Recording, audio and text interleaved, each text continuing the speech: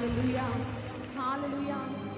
యుగ యుగాలకు ఆధారమైన దేవాతి దేవుని మనము ఆరాధిస్తున్నామండి. భక్తుడు అంటున్నాడు, యెహోవాను స్తుతించుడి, మన దేవునికి స్తోత్రగానము చేయుట మంచిది, అది మనోహరము. అవునండి, మన దేవునికి స్తోత్రగానము చేయుట మంచిది. స్తుతి అనేది కృతజ్ఞత గల హృదయంలో నుండి వస్తుంది. నిజంగా దేవుని యొక్క ఔన్నత్యాన్ని గుర్తించిన వారు తమ హీన స్థితిని గమనించి అయోగ్యులైన తమ పట్ల దేవుడు ఎన్ని గొప్ప కార్యములు చేసినాడో, ఎన్నెన్ని మేళ్లను చేసినాడో అవన్నిటిని బట్టి దేవుణ్ణి స్తుతిస్తారు.